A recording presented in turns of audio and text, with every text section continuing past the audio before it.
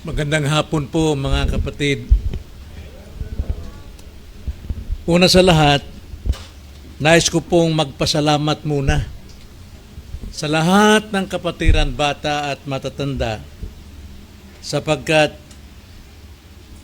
sa loob po ng 38 years na aking pong pagpapastor sa iglesyang ito, nakatanggap po ako ng inverter air conditioning nung birthday ko po nung Huwebes. At nabalitaan ko na ito po'y inyo pong ambagan. Malaki man at maliit. Ito'y para sa akin, ito'y pagdama ko sa inyo na ng inyong pagmamahal na hindi yung pinabayaan kahit sa katandaan at napakaraming karamdaman.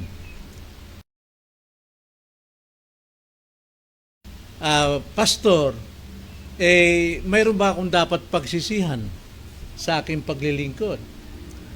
Wala naman siguro, sapagkat nadama ko ang inyong kalinga ng inyong pagmamahal habang tumatagal at alam kong malapit nang maupos ang kandila. Narinig ninyo kanina mga kapatid sa testimonyo ng aking sinabi na ang iglesyang ito ay totoong tumatayo ito sa loob ng 38 taon. At 22 taon bilang isang nasa masasabi kong ganap at tunay na aral. May pagkakamali man, ngunit kakaunti lamang. Ngunit pagdating sa kaligtasan, alam kong nakatitiyak. Nakatitiyak ang ating pong pananampalataya as a Reformed Baptist. Ito po ay nasa katotohanan. Now, sa amin pong paglalakbay ni Mama sa ministeryo sa loob po ng 10 years na pagiging isang charismatic Pentecostal at 16 years naman para po sa reforming Baptist. At tayo po ay naitatag 2003 hanggang ngayon. So, yun po ay 22 years na po ang nangyari. Noon pong kami ay umaakyat sa bundok, sinasalubong namin, inaakyat namin ito para po maghatid ng mabuting balita. Abutin ng mga taong hindi nakakilala sa Diyos. Naranasan namin na kami sumasagupa sa mga NPAs, sa mga makakaliwa at umaalis kami ng umaga, sa umaga, darating kami sa bundok ng gabi na. At maraming mga NPA nagtatanong sa amin, bakit ngayon lang kayo dumating? Kanina pa kami naghihintay. So sa makatwid, nalaman ko na habang kami naglalakbay, nandun sila sa kabundukan. Alam nila na kami naroon naglalakbay. At ang bagay na ito ay isang hamon sa amin. Sa tindi ng hirap, pagod, kumbaga, kung hindi sa Diyos at sa biyaya ng Panginoon, mayroon sana akong pagsisisihan. Sapagkat dumanas ng iba't ibang pagsubok. Bago dito naman sa Tagalog, dito sa Cavite, inakit ako ng 2 taong lasing at ako'y pupugutan ng ulo. Hinawakan nilang kwelyo ko at nakataas yung kanilang bolo at ang sabi ko, teka muna, bago nyo ako patayin, hayaan nyo muna ako magtapos ng pangangaral. At pumayag naman sila dahil yung mga kapatiran doon ay kanya-kanya ng in Jesus' name. Talaga namang nagkakagulo sila, pati misis ko. Dahil pupugutan ako at alam nyo kung anong reliyon ng dalawang yon, Iglesia ni Cristo. No. So naghintay sila habang ako nangangaral. Narinig nila na talagang matapang yung aking pangaral. Sabi ko, maraming mga matatatapang na tao na gustong pumatay ng tao pero hindi nila kaya't duwang silang tanggapin si Kristo. Umalis sila. At kinabukasan, hinahanap ako muli. Sabi, nasaan yung pastor kagabi? Ang sabi na ni Nilda, yung bahay doon na, nandun po sa Las Piñas. Wala pong kasalanan yun. Hindi, hinahanap lang namin dahil kami magpapasalamat sa kanya. Dahil hindi natuloy yung aming pag-murder doon sa may-ari ng pabrika ng mga pyesa dyan ng mga Hapon. Yung palang gusto nilang patayin. Kaso lang, uminit yung ulo nila nung dumaan sila habang nangangaral. At maraming mga bagay na kailangan ko, o masasabi kong pinagsisisihan ko sa aking paglilingkod. Isang tanong, mga kapatid, ngayong gabi. Bilang Kristiyano, kayo, mga kabataan, dito, mayroong Kristiyano rito, 22 years na. At karamihan sa kabataan dito, mayroon ng 10 years, 5 years. Ang tanong ko sa inyo, mayroon ba kayong pinagsisisihan sa inyong pagiging Kristiyano? At nais kong patatagin ninyo sa inyong puso ang tanong na ito. Sapagkat tanong ko rin ito sa mga kabataan at mga kapatiran o bisita na dito na wala pang relasyon kay Kristo. Magtanong kayo sa mga Kristiyanong narito, ano ang kanilang pinagsisisihan sa kanilang pagiging Kristiyano. At gusto kong malaman ninyo ngayong hapon, ang mga katotohanan kapag natutunan ninyo at kayo'y naging Kristiyano, hindi ninyo pagsisisihan ang pagiging Kristiyano. Bakit po? Yung po ang tanong natin na salita ng Diyos ang magbibigay sa atin ng kasagutan. Sapagat yan po ang pamagat ng ating mensahe ngayong hapon, karugtong po kaninang umaga, may pinagsisisihan ba ko na ako'y naging Kristiyano? Basahin natin ang Philippians chapter 3, verse 7 to 8. Philippians chapter 3, verse 7 to 8. Ganito po ang pagkakasabi ni Apostol Pablo. Gayunman, ang mga bagay na sa akin ay naging pakinabang ay inari kong kalugihan alang-alang kay Kristo. Higit pa roon, ang lahat ng mga bagay ay inari kong kalugihan dahil sa higit na kahalagahan na makilala si Kristo Jesus na Panginoon ko. Alang-alang sa Kanya'y tiniis ko ang kalugihan ng lahat ng mga bagay at inari kong basura lamang upang makamit ko si Kristo. Tayo po'y manalangin. Panginoon, nagpapasalamat kami sa iyo pong biyaya sa amin sa bumaghapon. Pinagkalooban niyo kami ng pagtitiis upang makapanatili kami, Ama, sa ilalim po ng inyong mga salita.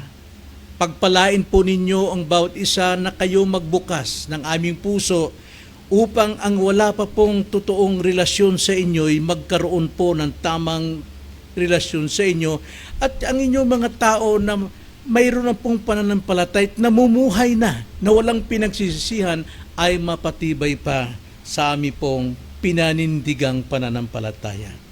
Panginoon, mahabag kayo at maawa, pagpalain niyo ang bawat isa, nawa maluwalhati kayo. Itong aming dalangin sa pangalan ng Panginoong Hesus. Amen. Katatapos lang po ng eleksyon at sa lahat sa atin dito, maliban sa aming mag-asawa, hindi kami nakaboto dahil hindi kami nakarehistro. Pero alam ko, sa inyo po may natutuwa sa inyo dahil nanalo ang inyong kandidato at yung iba naman ay hindi natutuwa sapagkat hindi nanalo ang kanilang kandidato. Kaya maaaring sasabihin nila, mayroon silang pinagsisisihan kung bakit hindi nanalo ang kanilang ibinotong kandidato. Pero tanda natin, manalo man ang kandidato natin, sila man ang pinakamataas na boto, hindi sila ang pag-asa ng buhay natin. Wala sa kanila anumang gatiting na bagay na makapagbibigay sa atin ng totoong kaluwalhatian magpakailanman. Tanging ang Diyos lamang ang siyang makapagbibigay sa atin ng totoong kaligayahan. Kaya sa hapong ito, 3 dahilan ang dapat nating panghawakan na kailanman hindi natin pagsisisihan ang maging Kristiyano o ang pagiging Kristiyano. Bakit? Tatlo po ayon sa ating talatang binasa. Verse 7 po ay napakalinaw na ipinapahiwatig. Hindi tayo magsisisi o hindi natin pinagsisisihan na tayo po ay naging Kristiyano sapagkat una, taglay natin ang pinakamahalaga sa lahat ng bagay. Ang isang Kristiyano, ang maging isang Kristiyano, taglay mo ang pinakamahalagang bagay sa buhay, sa mundo, sa buhay na ito. Tignan ang sabi sa verse 7. Sabi ni Pablo, gayunman ang mga bagay na sa akin ay naging pakinabang na alam natin, si Pablo po ay may relihiyon, pinakamataas na relihiyon. Si Pablo po ay isang miyembro ng Sanhedrin, siya ay isang Pariseo, pinakamataas na tungkulin at siya ay mayroong kayamanan, mayaman siya sa lahat ng mayaman. Ngunit ito ang kanyang sinabi, gayunman ang mga bagay na sa akin ay naging pakinabang, ay inari kong kalugihan, alang-alang kay Kristo. Napansin niyo ang sinabi ni Pablo? Bagamat nasa kanya lahat ng karunungan, lahat ng lingwahe sa panahon yun, alam niya, master siya, memoryado ang Bible, mayaman siya. Siya po ay hinuyukuran ng mga tao, kinatatakuran siya ng mga tao dahil sa kanyang impluensya, pero ang sabi niya, inari niya itong kalugihan dahil sa natanggap niya ang pinakamahalaga sa lahat ng bagay, walang iba kundi si Jesucristo. So ang tunay na pagkakilala kay Kristo ay mas mahalaga kaysa sa anumang bagay dito sa mundo. Sabihin nating mayaman ka, may pera ka, gaya ng sinabi ni Pastor Rolly kanina, o ikaw ng pinakamatalinong tao, ngunit kung wala kang Kristo, wala sa iyo ang pinakamahalagang bagay na kailangan mo sa buhay. Hindi porke mataas pinag-aralan niya, mayaman siya, nasa tugatog ng tagumpay, siya'y mapalad o swerte, ngunit kung wala niya ang hawak, ang pinakamalagang bagay na magkaroon siya, si Kristo, siya po ay pinakakawawa sa mundong ito. Kaya nga, para sa mga kabataan dito, mga nag-aaral o may pinag-aralan, na mahalaga sa inyo ang lahat ng bagay sa mundong ito, well, kailangan nating mag-aral. Mahalaga yan. Pero huwag niyong ituring na yung pinakamalagang bagay sa buhay niyo. Kaawa-awa ka kung wala si Kristo. Sapagat ang hiwalay kay Kristo, siya ay nasa kapamakan lamang. Si Pablo po ay dating mataas na katayuan bilang Hudyo. May relihiyon, may reputasyon, may kayamanan. Ngunit, nang makilala niya si Kristo, lahat ng iyon ay itinuring niyang kalugihan. Kalugihan. Hanggat hindi mo maituring ang anumang bagay sa mundong ito na kalugihan, mga kapatid, talo ka. Bulag ka pa rin. Bulag ka pa rin sapagkat wala ng ibang pinakamalaga ay magkaroon ka ng tamang relasyon kay Kristo. Tulad ng isang taong bumili ng perlas sa Bible, mayroon pong isang tao na siya po ay nakadiskubre ng perlas.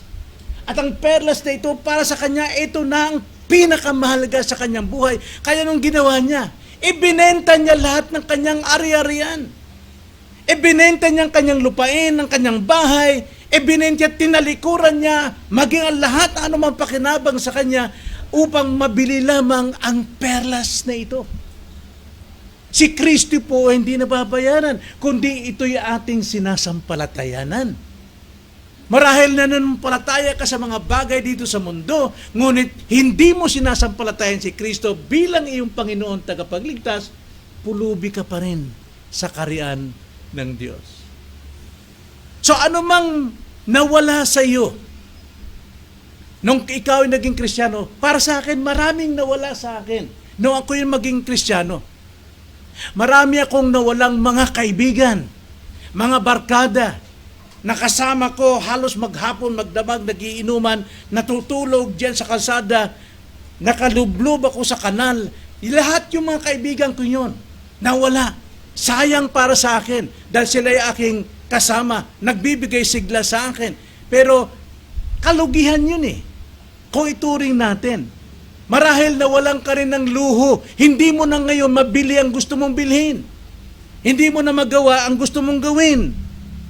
Marahil nawala ka na rin sa aliw, sa mga club, sa mga sinihan, kung anong gusto mong panoorin ayon sa takaw ng iyong mata, maaaring nawala na rin, nalugi ka dyan. Ngunit hindi mo ito kailanman pagsisisihan. Hindi mo ito pagsisisihan. Sapagat taglay mo ang pinakamalaga sa lahat ng bagay. Ang ikay magkaroon ng relasyon kay Kristo. Kaya yung hamon ko sa inyo mga kabataan. Tanungin nyo ang mga kabataan dito, mayroon ditong naging miyembro 16 years old, 15 years old. Hanggang ngayon, ilang taon na. Tanungin mo, may pinagsisisihan ka ba? At alam ko, sasagot nila, wala. Kaya kung si Kristo ang yaman ng puso mo, hindi ka talo. Hindi ka kailanman talo, ikaw ay panalo. Sa lahat ng sandali, ikaw ay panalo. Kaya nga, yan ang unang dahilan na dapat nating panghawakan na kailan may hindi tayo magsisisi kapag ikay naging Kristiyano. Una, sapagkat taglay mo ang pinakamahalaga sa lahat. Ikalawa, mga kapatid, hindi ka magsisisi sa pagiging Kristiyano sapagkat taglay natin ang karunungan sa lahat. Verse 8a, ganito po ang pagkakasabi. Higit pa roon, ang lahat ng mga bagay ay inari kong kalugihan. Dahil sa higit na kahalagahan na makilala si Kristo Jesus na Panginoon ko. Now, tignan niyo yung kalugihan. Sabi ito ni Pablo na remember Paul, isa siyang taong mayaman, makapangyarihan, mataas ang katungkulan. Pero ang sabi niya, inari kong kalugihan. That's wisdom. Yan po ay karunungan. Nang isang bagay na mahalaga, importante sa kanya, kilala siya, bantog siya, ma-influensya siya, pero nang makilala si Kristo, magkaroon siya ng karunungan. Nakita niyang pagkakaiba. Basura lang itong aking pinagmulan. Wisdom, karunungan. At hindi lang doon, ang sabi po niya, na makilala si Jesus na Panginoon ko. Mas mahalaga ang makilala ang Panginoon. Now, mga kapatid, alam kong 22 years old na tayo as a Reformed Baptist. Pero masasabi ko, hindi lahat ay may katalinuhan na tungkol kay Kristo. Yan ang sinasabi ni San Pedro na kanyang panawagan sa atin sa 1 Peter chapter 1 and 3 o 2 Timothy 1 and 3 na sabi, dapat tayo lumago sa kaunawaan, karunungan tungkol kay Kristo. Pero hindi tayo lumalago pa sapagkat wala tayo sa tuwing tayo po'y nag-aaral ng kanyang salita. Gaya ng kanilang paturo kanina, ang kagalakan natin ay wala doon sa banal na kasulatan, sa kautusan. At wala tayong panahon sa pagbubulay-bulay nito, kundi mas malaga sa atin ang sasanlibutan pa rin. Tulad ng social media. Tayo mga Kristiyano, nakikipag-vlog tayo, nakikipagtalo tayo sa mga hindi mananampalataya o sa kapwa mananampalataya, nagtatagisan tayo ng karunungan kung sino ang kandidatong gusto natin. Kaya hindi tayo lumalago. Hanggang ngayon, hindi natin kilala si Kristo. Kilala lamang natin si Kristo as our Lord and Savior. Pero yung ating personal relationship sa Kanya, hindi pa lumalago. Ngunit taglay natin ang karunungan sa lahat ng bagay. Ang sabi ni Paul, inari kong lahat ng bagay kalugihan. Bakit niya natanggap na lahat ng bagay sa mundong ito ay kalugihan? Sapagkat mayroon siyang karunungan. Taglay niya ang totoong karunungan na galing sa langit. Karunungang kumikilala sa Diyos. Lahat ng bagay ay walang kasing halaga kumpara kay Kristo. Yun po ang karunungan. So ang salitang kalugihan na maaring maisalin natin sa dumi. Lugi ka. Dumi lang yan. Walang kwenta. Now, hindi ko sinasabing walang kwenta ang pera, walang kwenta ang magandang trabaho. No, ikumpara mo pagdating po sa kayamanan sa panlangit, walang kwenta yan. Lahat yan ay basura lamang. Maging yung ating mga good works, mabubuting bagay, lahat yan ay basura lamang kumpara sa spiritual na kayamanan. So si Pablo ay nagsasabing kahit ang pinakamagandang bagay sa mundong ito ay basura kung ihambing sa karangalan na makilala si Kristo. Lumago tayo kay Kristo. Kaya nga, muli kong papaalala sa inyo, mayroon akong mga reminders every Sunday or Saturday evening. Ano bang aasahan nating kinabukasan sa pagsamba? Sana kung nababasa natin, yan po ay isang paghamon sa atin na magkaroon tayo ng init sa pagsamba, hindi para lang magkita-kita tayo, kundi number one ay upang makilala natin si Kristo, makilala natin ang Diyos kung sino siya sa pamamagitan ng ipinapangaral na kanyang salita. Now, may babasa ko sa libro, isang misyonaryo, na tinanong siya ng mga tao. Sapagkat ang misyonaryong ito, tila ang buhay niya nandun na lamang sa ministry, nandun na lamang sa pangangaral ng salita ng Diyos. At ang kanilang bahay na maganda ay naalikabukan na at hindi na nawawalisan, naiwanan na. Kaya sabi ng mga tao, hindi ka ba nanghihinayang o hindi ka ba nagsisisi na iniwan mo ang buhay mo sa syudad at ang bahay mo para ipagpalit mo sa kagubatan? Well, ang kanyang sagot, wala akong pinagsisisihan. Ang kaluluwa ng isang tao ay higit sa anumang sweldong matatanggap ko sa mundong ito. Yan ay puso ng isang mangangaral. Wala siya sa hinahangad ng mundo. Maraming nagpapastor, maraming nangangaral para lang ipakilala na sila'y magaling, mahusay. Pero ang taong misyonaryong ito, hindi niya pinagsisisihan na ipinagpalit niya sa kagubatan, hindi niya kilala ang mga tao sapagkat ang nais niya, maligtas ang mga tao. Yun ang totoong mangangaral. At hindi nagsisisi sa kanyang kalagayan. Kung iniisip mo na may mawawala sa iyo, alalahanin mo si Kristo.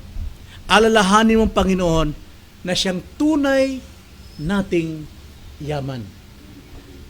Tunay nating yaman at karunungan. Sa dulo ng buhay, hindi natin pagsisisihan na tayo naging Kristiyano sapagkat makikita natin ang ating kinabukasan. Ikatlo, na dahilan kung bakit hindi natin pagsisisihan ang maging Kristiyano. Una, dahil taglay natin ang pinakamahalaga sa lahat ng bagay. Ikalawa, taglay natin ang karunungan sa lahat ng bagay. At ikatlo, taglay natin ang kagalakan pangbuong buhay. Ang kagalakang pangbuong buhay. Verse 8, B. Yung una, ganito ang sabi sa verse 8a, higit pa roon, ang lahat ng mga bagay ay inari kong kalugihan dahil sa higit na kahalagahan na makilala si Kristo Jesus na Panginoon ko. Ikalawa, alang-alang sa Kanya'y tiniis ko ang kalugihan ng lahat ng mga bagay at inari kong basura lamang upang makamit ko si Kristo. Tignan yung salita ni Pablo, tiniis niya. Sapagkat mayroon pa rin siyang gana sa mga bagay na kanyang kinagigiliwan nung hindi pa siya Kristiyano. Mahalaga pa rin sa kanya ito. Pero, ang sabi niya, alang-alang, no? Alang-alang kay Kristo, tinuring niya itong basura lamang. Alam natin, kapag tayo po ay nagigiliw sa mga bagay na hilid ng ating laman, alam natin that is our remaining sin. That is sin. Kasalanan po yung nag-uudyok sa atin na gawin ang mga bagay na hindi dapat nating gawin bilang isang Kristiyano. Ngunit dapat nating ariin itong basura lamang upang makamit nating buo si Kristo. Hindi ko sinasabing di natin kailangan ng mabuhay sa mundong ito. Kailangan natin. Pero wag nating itumbas ito bilang kayaman at pinakamahalaga sa atin. Sapagat kung yan ang pinakamahalaga sa atin, alam natin pangalawa na lamang si Kristo sa atin. O di kaya mawawala si Kristo sa buhay natin. Hindi yan ang totoong kagalakan. Ang totoong kagalakan ay manatili si Kristo sa ating buhay at ituring nating kalugihan at basura ang lahat ng kagalakan sa mundong ibabaw. Tanda natin, alang-alang kay Kristo na aking Panginoon. Tanda natin yan. Alang-alang kay Kristo na aking Panginoon. Hindi natin Panginoon ang anumang bagay sa mundong ito. Alang-alang kay Kristo na aking Panginoon. Ang panghabang buhay na kagalakan ay kay Kristo lamang natin matatagpuan, mga kapatid. Kay Kristo lamang natin matatagpuan. Ang kasiyahan sa mundo ay panandalian, pansamantala. Kapag tayo namatay, wala na. Sabi ni Pastor Rune, maraming mga reliyon na sinasabing lang, pag namatay tayo, tapos na. Hindi po eh. Pag namatay tayo, simula pa lamang kung saan tayo pupunta. Anong buhay na walang hanggan? Sa impyerno o sa kaharian ng Diyos? Yung palang magsisimula. Kaya nga, yung kaligayahan sa mundo na dinidiyos ng marami, panandalian. Ngunit yung kaligayahan na ating nasimulan habang tayo nabubuhay pa, pagkamatay natin, magpapatuloy hanggang walang hanggan. Nakasama ang ating Panginoon. Ang kagalakan na dala ni Kristo ay eternal. Walang hanggang kagalakan. Hindi pansamantala at hindi rin ito batay sa ating sitwasyon. Sa libro pong taglay ko tungkol kay Jim Elliot, si Jim Elliot po ay isang missionary. At siya po ay nadestino sa mga lugar na kung saan may mga taong kumakain ng kapwa-tao, mga awkas. At si Jim Elliot, doon niya ibinuwis ang kanyang buhay. Siya'y nangangaral hanggang siya'y patayin. Pero mayroon siyang iniwang salita. Ang sabi niya, babasahin ko sa Ingles. He is no fool who gives what he cannot keep to gain what he cannot lose. Sa mga Ingles, alam kong madaling intindi nito, ulitin ko. He is no fool who gives what he cannot keep to gain what he cannot lose. Sa Tagalog po ay ganito. Hindi siya hangal na ibigay ang hindi niya kayang panatilihin. Hindi niya kayang pigilan. Hindi raw siya hangal. Ibigay niya ang bagay na hindi niya mapanatili upang makamtan ang hindi kailanman mawawala. Hindi baling mawala ang mga bagay sa sanlibutan, makamit lamang niya ang mga bagay sa langit na mananatili magpakilanman. Yan pong katalinuhan ng isang misyonaryo na si Jim Elliot. So, ang Kristiyanong pamumuhay ay may sakripisyo. May sakripisyo. Diba? Ating napag-aralan kanina. Na bagamat tayo po ay pinipreserve ng Panginoon. Kaya tayo nakakapanatili unto the end because of God's preservation. Pero yung preservation ng Panginoon may kalakip na ating responsibilidad. Sapagat hindi tayo pababayaan na magtatamad-tamad, hindi gagana ang preservation ng Panginoon kung hindi natin sa buhay ang ating kaligtasan. Gaya ng sinabi ni Pablo sa Philippians chapter 2 verse 12, work out your salvation with fear and trembling. Kaya ba nating mag-persevere unto the end? Kaya. Sapagat ang sabi sa 13, ang Diyos ang gumagawa, siyang gumagawa ng ating pong pagnanasa upang gawin natin ang bagay na nakapagbibigay lugod sa Kanya. Hindi tayo nagsusulo sa ating pag-persevere sapagkat ang Diyos ang nag-preserve sa atin. At sa Kanyang preservation, siya nagbigay sa atin ng kakayanan na gawin natin ang anumang bagay na nakapagbibigay lugod sa Kanya. Kaya nga, ang totoong Kristiyano ay nag-persevere unto the end. Dahil ang Diyos ang gumagawa sa Kanya. Yun ang preservation ng Panginoon. So, ang Kristiyanong pamumuhay ay may sakripisyo. Mahirap talaga. Pero may tunay at walang hanggang gantimpala. Mayroon tayong gantimpala. Walang pagsisisi sa taong tunay na naglilingkod kay Kristo. Hindi ko lang masabi na itong mga nawawala sa atin, gaya ng sinabi sa 1 John, maraming nawawala sa atin sapagkat hindi sila kapiling kasama natin. Pero ayokong magsalita na sila hindi Kristiyano. Ang masasabi ko lamang, wala silang pagsakripisyo. Wala silang pagsakripisyo sa kanilang buhay. Mayroon silang pinagsisihan ngayon, bakit ba ako naging Kristiyano? At marami akong narinig ng mga mananampalataya, alam mo, umalis ako dyan dahil bakit ba ako naging Kristiyano? Wala na akong ganito, wala na akong ganito, wala na akong ganito. Mayroon talaga silang pinagsisisihan dahil hindi sila totoong Kristiyano. Maraming umalis sa atin sapagkat hindi sila mga tunay na atin. Pero ang totoong Kristiyano, walang pinagsisisihan.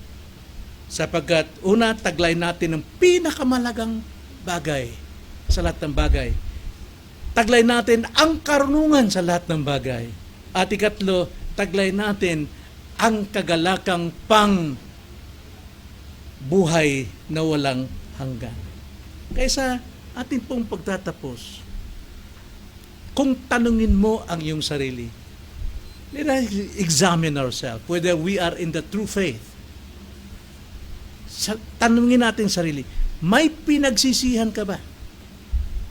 Napupwersa ka ba every Sunday? Every meetings natin?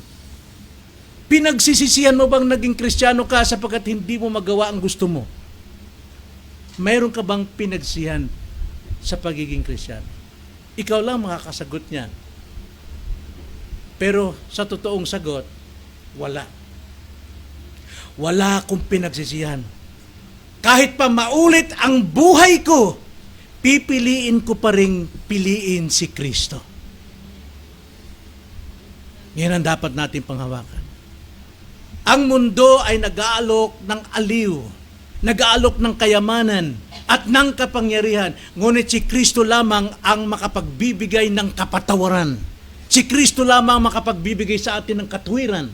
Si Kristo lamang makapagbibigay sa atin ng buhay na walang hanggan. Kaya wala kang pagsisisihan. Kaya hamon ko sa ating lahat ngayon, para sa mga kabataan, mag-aral kayo, pagsikapan ninyo. Abutin ninyo ang mataas na edukasyon. Pero, mas unahin ninyo, maging prioridad ninyo, na makamtan ninyo si Kristo. Sapagat kung makamtan mo si Kristo, di tulad na makamtan mo ang pinakatalino, pinakaganda ng salibutan, may pagsisisihan kayo. Ngunit kung matanggap nyo at magkaroon kayo ng tamang relasyon kay Kristo, wala kayong pagsisisihan sa buhay niya. Kaya hamon ko sa inyo mga kabataan, magtanong kayo dyan sa mga kabataang miyembro na ng iglesia. Hindi sila naging miyembro dahil ginusto, kundi sila ay nakitaan ng tunay na pagbabago sa buhay bilang Kristiyano. Sila ay mayroong tamang karunungan upang masagot nila ang kanilang totoong kaligtasan. Magtanong kayo dyan. At para naman sa atin pamilya, mga kapatid, sa mag-asawa, hamon din sa atin. Kapag pinili mong ilagay si Kristo sa sentro ng inyong tahanan at mga anak, ito ang pinakamatalinong pasya. Ito ang pinakamatalinong pasya sa iyong pamilya. At para sa atin, Iglesia, simulan mo maging tapat na lingkod. Maging tapat kang lingkod at maglingkod ng totoo, sapagkat ang bunga nito ay walang hanggang kagalakan para sa iyo. Amen? Tayo manalangin. Opo, Panginoon, salamat po, Ama, sa inyong mga tao na mayroon na pong 38 taong nagdesisyon sa biyaya ninyo, sa kakayanan ninyo, na baguhin ang kanilang puso upang magdesisyon na tanggapin si Jesus bilang kanilang Panginoon at tagapagligtas. Salamat po, Panginoon, sa loob ng 22 taon na kayo po ay nagtatag ng totoong mananampalataya at tinuruan, pinalago ninyo ang dating nangangapa sa kanyang pagiging Kristiyano, ngunit dumating ang iyong pong biyaya na kaming lahat ay matuto sa katotohanan at katotohanan lamang siyang nagpalaya sa amin. Salamat po sa mga kabataan na kasama namin ngayon, na sila'y nakakapanatili sa kanila pong pinili, sapagat ang lahat ng ito'y kanilang hindi pagsisisihan.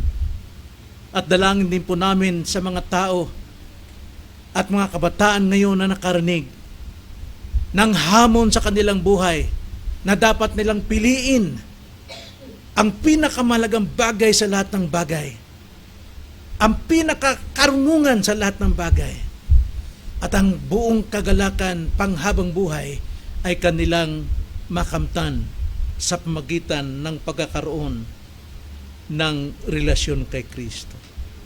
Maraming salamat po, Ama. Salamat sa inyong mga salita simula pa kayo ng umaga hanggang ngayon, hapon sa aming pag-uwi, taglay namin ang mga salitang ito sa aming mga puso. Ito ang aming dalangin sa pangalan ng Panginoong Hesus. Amen.